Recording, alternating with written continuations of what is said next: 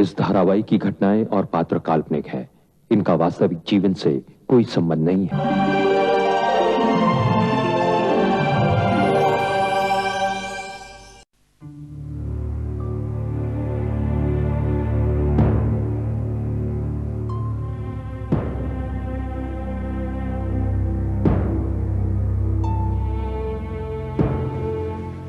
आप आइए, आपका नंबर है।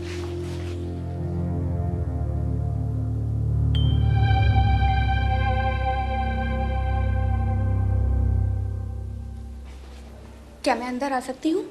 प्लीज कम इन। हाँ प्लीज बैठिए। Thank you sir. आपका क्या नाम है? पुष्पा। पुष्पा या कुछ और? पुष्पा सिंह। अच्छा पुष्पा जी, ये बताइए कि आपके एजुकेशन क्वालिफिकेशन क्या है? जी मैं ग्रेजुएट हूँ। सर ये रहे मेरे सर्टिफिकेट्स।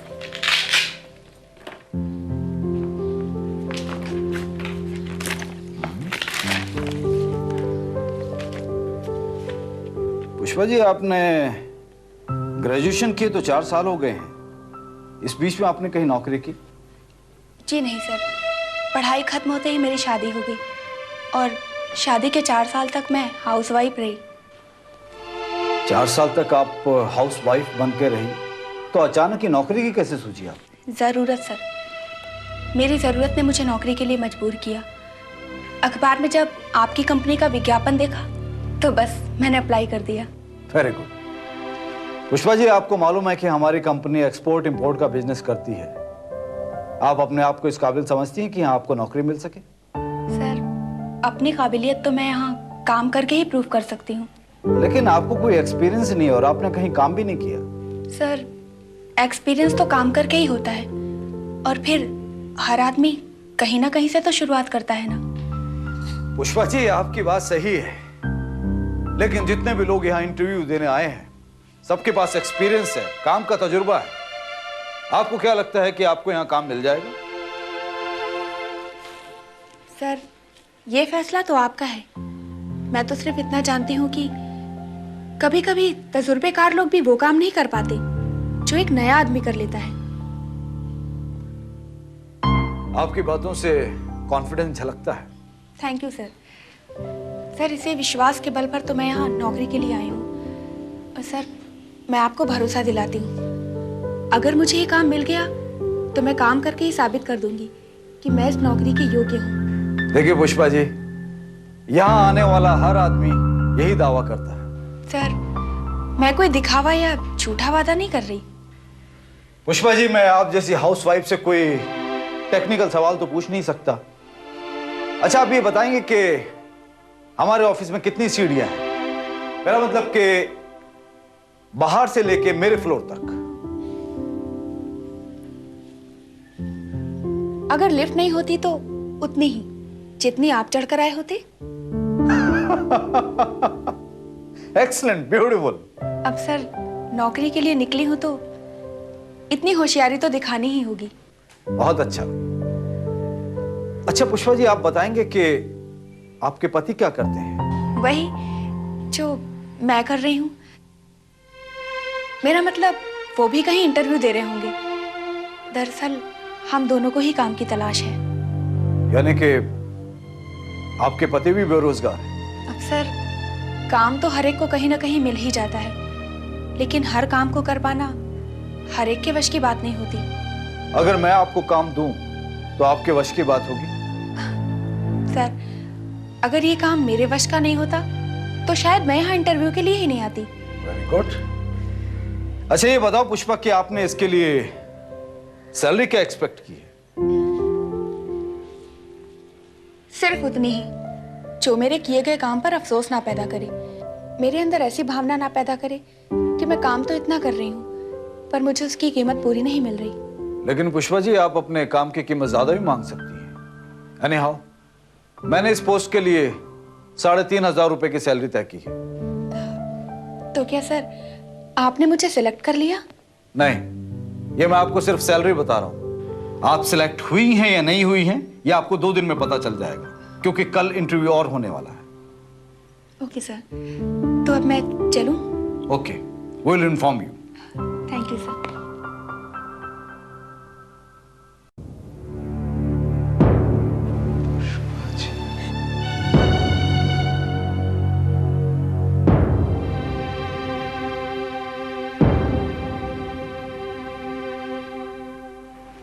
आज का इंटरव्यू खत्म हो चुका है, आप लोग जाइए, कल आइएगा।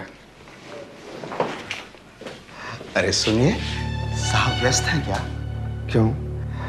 मुझे उनसे कुछ जरूरी बात करनी है। अभी अभी इंटरव्यू खत्म हुई है, साहब थक चुके हैं। आपको जो भी बात करनी है मुनीर जी से जाकर करो या मैनेजर साहब से। जब मुझे साहब से ही बात करनी है तो मैं मुनीम जी से क्यों बात करूंगा, मैनेजर साहब से क्यों बात करूंगा? मुझे साहब से ही बात करनी है। ठीक है, आप बैठिए, मैं पूछ कर आता हूँ। अच्छा, धन्यवाद।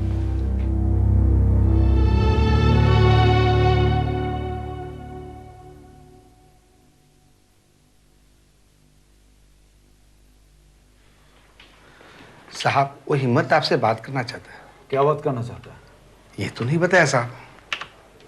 ठीक है, भेजो उसे।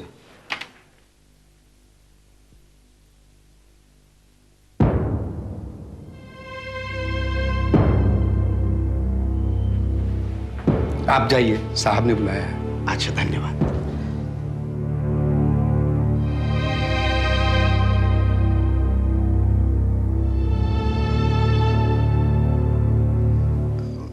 सर नमस्ते। हाँ नमस्ते, आओ हिम्मत, आओ। बोलो, क्या काम है? सर, अगर आप अन्यथा ना लें, बुरा ना माने तो मैं आपसे ये पूछने आया था कि जो स्त्री अभी यहाँ आई थी उनका नाम पुष्पा है ना? हाँ आई थी। क्या तुम उसे जानते हो? हाँ सर, मैं उन्हें यहाँ देखकर थोड़ा सा हैरान हो गया हूँ सर। सर, वो यहाँ क्यों आई थी? अरे वो नौकरी के लिए इंटरव्यू देने आई थी। क्या? नौकरी के लिए इंटरव्यू देने? क्यों? तुम इतने हैरान क्यों हो गए? नहीं सर, मैं उन्हें जानता हूँ, वो कुशल गृहिणी हैं। शायद उनके पति ने उन्हें नौकरी करने के लिए मजबूर किया होगा। तो तुम उसके पति को भी जानते हो? हाँ सर, सच्चाई तो यह है कि मैं उन्हें बहुत अच्छी तरीके से जानता हूँ। वो एक आवारा और निकम्मा है सर, कोई काम धंधा नहीं करता। शायद इसी समस्या से परेशान होकर उन्होंने नौकरी करने के बारे में सोचा होगा। वो ठीक है हिम्मत, लेकिन घर चलाने के लिए किसी ना किसी को तो काम करना ही पड़ेगा। हाँ सर, लेकिन ये कोई अच्छी बात है कि घर का मर्द घर में घुसा बैठा रहे और स्त्री घर की भी जिम्मेदारी उठाए और बाहर की भी। लेकिन हिम्मत, मैं पुष्पा की बातचीत और उसके कॉन्फिडेंस से बहुत प्रभावित हूं। हाँ सर, आपका प्रभावित होना स्वाभाविक है। उसके पति का आसरा और भरोसा नहीं मिलता तो उसे वो सहारा, वो भरोसा स्वयं पैदा करना होता है, जिसके सहारे वो अपनी सारी जिंदगी आसानी से गुजार सके। देखो हिम्मत, पति पत्नी के बीच में क्या है ये तुम क्या जानो? हाँ सर, पर मैं इतना जानता हूं कि आज की स्त्री पुरुषों से कहीं ज्यादा समझदार और होशियार है। वो अपने घर की इज्जत बचाने के लिए कुछ भी करने को तैयार हो सकती है। सर, कभी कभी अफसोस होता है तो ये बस कि पुष्पा जी एक ऐसे आदमी की पत्नी है जो बिल्कुल निकम्मा है।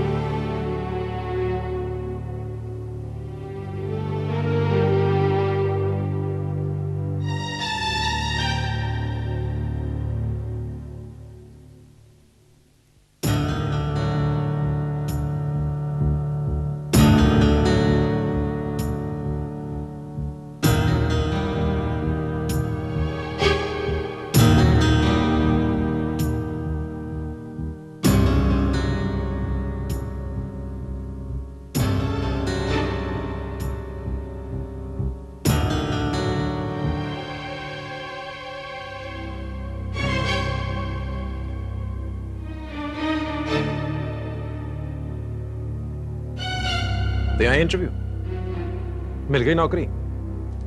आज इंटरव्यू देकर आई हूँ। नौकरी मुझे मिली या नहीं इसकी सूचना बाद में मिलेगी। इतनी आसानी से नौकरी नहीं मिलती। फिर कैसे मिलती है? घर में सोते रहने से नौकरी मिल जाती है? मैंने अपनी कोशिश पूरी की है, इसका नतीजा मुझे बाद में मिलेगा। मैं बताता हूं कि नतीजा क्या हो। तुम्हारे जैसी हाउसवाइफ को कोई नौकरी पे नहीं रखने वाला। तुम्हें आता ही क्या है? और तुम्हारी अपनी काबिलियत ही क्या है? मुझ में तो कोई काबिलियत नहीं, लेकिन तुम अगर इतने काबिल हो तो फिर अपने लिए कोई नौकरी ढूंढ क्यों नहीं लेते? जिस दिन मेरी इच्छा होगी नौकरी भी ढूंढूंगी। और तुम्हारी ये इच्छा होगी कब? जब मेरे सारे गहने गिरवी हो जाएंगे, या फिर घर के कपड़े और बर्तन बिकने लगेंगे तब? ऐसी नौबत कभी नहीं आएगी। ऐसी नौबत ना आए इसके लिए कुछ सोचा है तुमने, या फिर उस नौबत के आने का इंतजार कर रहे हो? तुम क्या सोचती हो? तुम जहां कहोगी वहां मैं चला जाऊंगा। जो तुम कहोगी वो मैं कर लूंगा। ये मुझसे नहीं होगा। तुमसे क्या होगा मन, मुझे ये बता दो। पुष्पा, मैं अपने काम की तैयारी कर रहा हूं, और अपने काम की तैयारी करना और उसमें योजना बनाना यह भी तो एक काम है। मन, तुम जैसे लोग ना घर में बैठे बैठे सिर्फ योजनाएं बना सकते हो। तुमसे होने वाला कुछ भी नहीं। तुमने क्या कर लिया? एक इंटरव्यू क्या दिया हो? अपने आप को बहुत महान समझने लगी हो। अरे वहां पे सैकड़ों लोग आए होंगे इंटरव्यू के लिए। उसके बीच तुम अपनी नौकरी की उम्मीद मत करना। तुम यहाँ बैठे यही मना रहे थे कि मुझे काम ना मिले, यही दुआ कर रहे थे तुम? हाँ, मैं तो ये चाहता ही नहीं कि तुम काम पर जाओ और नौकरी करो। किस मिट्टी के बने हो तुम? मेरी नौकरी करने से तुम्हें क्या एतराज है? मुझे तो तुम्हारा घर से बाहर निकलना भी पसंद नहीं है पुष्पा। क्यों मन, तुम मुझे जाहिल गंवार समझते हो, या फिर 24 घंटे घूंघट में रहने वाली पत्नी जो मैं घर से बाहर नहीं निकलूंगी? मैंने जो एक बार कह दिया उसे समझ जाओ, वरना वरना क्या कर लोगे तुम? मारोगे मुझे? हाथ उठाओगे मुझ पर? तुम्हारे हाथ उठाने से अब मैं डरने वाली नहीं हूं, और इस बात को तुम बहुत अच्छी तरीके से जानते हो। घर के बाहर की दुनिया पर तो कोई वश चलता नहीं, घर में शेर बने फिरते हो। तुम जैसे आदमी को तो डूब मरना चाहिए। पुष्पा! मन, ये क्या हो रहा है? किस बात पे चीख चिल्ला रहे हो तुम? क्या बात है पुष्पा? माँ जी, ये सवाल आप अपने बेटे से करें तो ज्यादा बेहतर होगा। मन, आए दिन इस तरह से झगड़ा करना शोभा देता है तुम्हें? माँ, तुम नहीं जानती ये हमारी नाक कटवाने में तुली हुई है। क्या? किस जमाने की हो तुम? तुम्हारी पत्नी अगर नौकरी करना चाहती है तो इससे तुम्हारी नाक कट रही है? माँ जी, दरअसल मैं आज एक कंपनी में इंटरव्यू के लिए गई थी, बस इसी बात से जले भुने बैठे हैं। मन, अगर पुष्पा नौकरी करना चाहती है तो इसमें बुराई क्या है? बुराई है माँ। कौन सी बुराई है? जरा मैं भी तो सुनूं। अगर वो नौकरी करना चाहती है तो ये इसका शौक नहीं है, ना ये कैरियर बनाना चाहती है। इस काम के लिए तुमने इसे मजबूर किया है। मैंने क्या मजबूर किया माँ? अगर तुम किसी लायक होते तो क्या उसे नौकरी करने की जरूरत होती? अरे तुम्हें तो खुश होना चाहिए कि तुम्हारी बीवी इतनी समझदार है कि हालात को समझकर उससे समझौता करने के लिए तैयार है। माँ, तुम समझ नहीं रही हो। जिसके अभी से इतने बोल फूटते हैं, कल को वो काम करने लगेगी तो मुझे तो इस घर में कुत्ता बना के छोड़ देगी। माँ, तो अभी भी कुछ नहीं बिगड़ा है मन, कोई अच्छा सा काम धंधा ढूंढ लो। ढूंढ तो रहा हूं माँ, लेकिन कोई कायदे की नौकरी मिलनी भी तो चाहिए। फिर जब तक तुम्हें कायदे की नौकरी नहीं मिलती है, पुष्पा को नौकरी करने दो। गृहस्थी चलाने के लिए किसी एक का नौकरी करना बहुत जरूरी है। तुम्हारे बाबूजी की पेंशन से गृहस्थी नहीं चल सकती। माँ जी, ये बात आप किसे समझा रही हैं? इनके ऊपर किसी बात को समझाने का कुछ असर नहीं होने वाला। मैं तो समझा कर हार गई हूँ। इन्हें तो बस अपनी बीवी पर रौब जमाना आता है। पहले ये रौब जमाने वाला कोई काम तो करे। खाली और बेकार बैठे हुए आदमी की बात कोई नहीं बर्दाश्त करता। एक पत्नी तो हरगिज नहीं। मतलब ये कि अगर मैं खाली और बेकार बैठा हूं तो इस घर में मेरी कोई इज्जत नहीं? देखो माँ, मेरा अपना सोचने का एक तरीका है, अपना काम करने का एक ढंग है। अगर वो दूसरों को पसंद नहीं आता तो उसमें मैं क्या कर सकता हूं? तो फिर वो ढंग पैदा करो जो दूसरों को पसंद आए। जब कोई काम देता है ना तो अपने ढंग से काम करने की कीमत देता है। माँ, इसीलिए मैं नौकरी करना ही नहीं चाहता। चंद रुपयों के लिए किसी की चाकरी करो, गुलामी करो, ये मुझसे नहीं होगा। ये अकड़ तुम में कहां से आ गई? हाँ, गुलामी नहीं करोगे तो खाओगे क्या? अगर तुम्हारी नजर डॉक्टर साहब की दौलत पर है तो उनसे कोई उम्मीद मत करो। मुझे उनसे कोई उम्मीद नहीं है माँ। फिर? माँ जी, ना तो ये खुद कुछ करेंगे और ना मुझे करने देंगे। इन्हें हमारी कोई चिंता फिक्र है ही नहीं, हमारी जिम्मेदारी का कोई एहसास नहीं।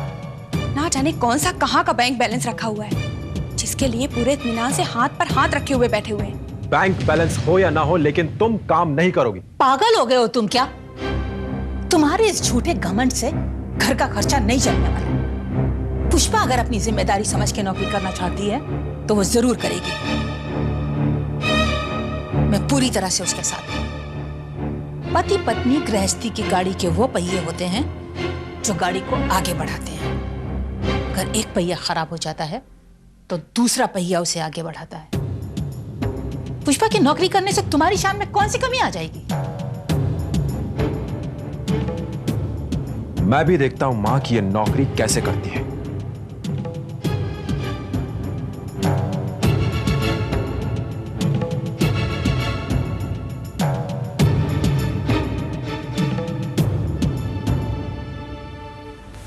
तुम चिंता मत करो पुष्पा, मैं तुम्हारे साथ हूं।